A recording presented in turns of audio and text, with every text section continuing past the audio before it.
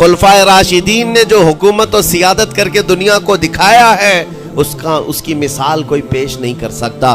اسی لیے ہمارے اس دیش کے جانتے ہیں جن کو موہن داس کرم چند گاندھی کہا جاتا ہے, گاندھی جی کو آج سارے لوگ یاد کرتے ہیں. گاندھی نے یہ کہا ہے اپنے دور کے حکومت چلانے والوں کو مثال اگر کوئی دے سکتا ہوں تو ابو بکر اور عمر کی دے سکتا ہوں, کیونکہ یہ کالپنائیں نہیں ہیں, یہ خیالی نہیں ہیں, یہ فیلڈ میں اترے ہوئے لوگ ہیں. وہ صدیق اکبر اسلام نے دیا ہے جس نے پوری دنیا کو فاقہ کشی میں خود رہ کر کے لوگوں کی بھوک مٹانے کا سلیقہ عطا کیا ہے. اس عمر ابن خطاب کو اسلام نے دنیا میں پیش کیا ہے جس عمر فاروق کا حال یہ ہے پورا مدینہ رات کو سوتا ہے اور یہ خلیفہ وقت گلیوں میں گشت کر رہا ہوتا ہے کہ کوئی بھوکا نہ سو رہا ہو. آپ کو پتا ہے وہ عمر ابن خطاب رات کے وقت گزرتے ہوئے ایک گھر کے قریب سے جا رہے ہیں تو دیکھا ایک مرد باہر بیٹھا ہوا ہے, اندر سے رونے کی آواز آ رہی ہے. اس کے مرد سے پوچھا آپ نے, وہ نہیں پہچانتا تھا, آپ کبھی حجاب ڈالتے کبھی پردہ ڈالتے اور رات کو گلیوں میں مدینے کے گشت کر رہے ہوتے. اس مرد سے پوچھا کیا معاملہ ہے؟ کہا کہ میری بیوی کے بچے کی ولادت کا وقت قریب آ گیا ہے, درد ذہ میں مبتلا ہے اور گھر میں کوئی نہیں ہے, تکلیف ہے. جانتے ہو حضرت عمر فاروق رضی اللہ تعالیٰ عنہ اپنے گھر سے اپنی بیوی کو, اپنی بیٹی کو, اپنی بہو کو بلوایا اور کہا جاؤ یہاں پر گھر میں بچے کی ولادت ہونے والی ہے, اس کی تیمارداری کرو. صبح تک خلیفۃ المسلمین کے گھر کی عورتیں ایک غریب کے گھر کی عورت کی تیمارداری کر رہی ہیں. جب بچے کے ولادت کی آواز آئی سب سے پہلے مبارکبادی دینے والے عمر ابن خطاب ہیں.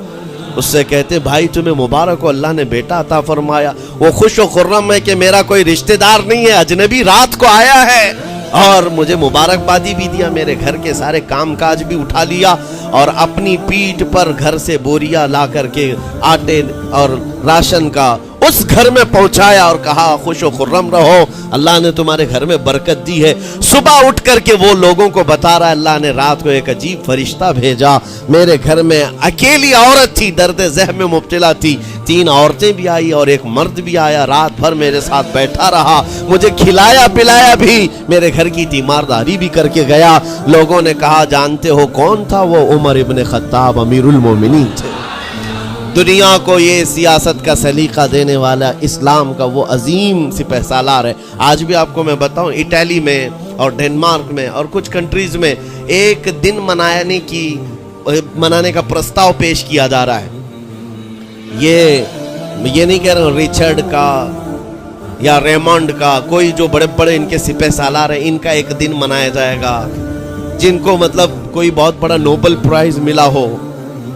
میں یورپین کنٹریز کی بات کر رہا ہوں جہاں وہ اپنے بادشاہوں کے پیدائش کا دن یا ان کے کسی اینیورسری کو منانے کا پرستاؤ نہیں پیش کر رہے, بلکہ یورپ کی یہ 2 کنٹریاں ہیں جو یہ پرستاؤ پیش کر رہی ہیں کہ سال میں ایک دن ایسا منایا جائے جس کا نام صلاح الدین ایوبی ڈے ہونا چاہیے.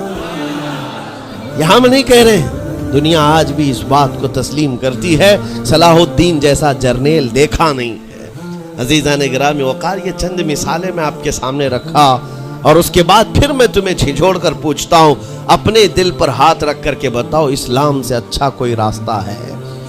قرآن یہی کہتا ہے وَمَن يَبْتَغِ غَيْرَ الْإِسْلَامِ دِينًا فَلَن يُقْبَلَ مِنْهُ, جو اسلام کے علاوہ دوسرا راستہ لے کر کے آئے گا قیامت کے دن اس کا کوئی قبول نہیں کیا جائے گا, نہیں قبول کیا جائے گا, بلکہ وہ سب سے بڑے گھاٹے میں ہوگا, آخرت کے دن خسارہ اٹھانے والوں میں ہوگا. آج تمہارے پاس وہ عقل سلیم اللہ تعالیٰ نے دیا جس کو تھوڑی بہت شدھ بدھ ہونا, عقل کا استعمال کرتا ہو, وہ بھی اسلام کے متعلق سوچے گا کہ میرے دین میں اتنی اچھائیاں ہیں, آج تک رب تعالیٰ نے مجھے یہ پیشانی کسی کے سامنے جھکنے نہیں تھی. کہیں جھکاتے ہو؟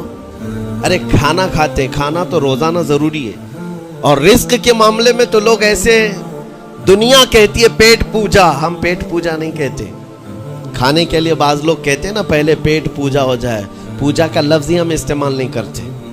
کھانا برتن میں رکھا ہوا ہے, آپ کے گھر میں کھانا لا کر کے دیا جاتا ہے, تو کیا آپ سر جھکا کر چاٹ کے کھاتے ہیں یا لقمے اٹھا کر ہاتھ سے کھاتے ہیں؟ ہاتھ سے کھاتے ہیں.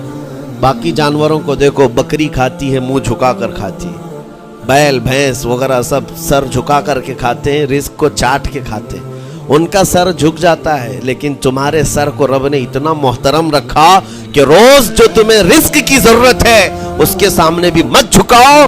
सर झुकाना है तो रिस्क के सामने नहीं, रज़्ज़ाक़ के सामने झुकाया जाए।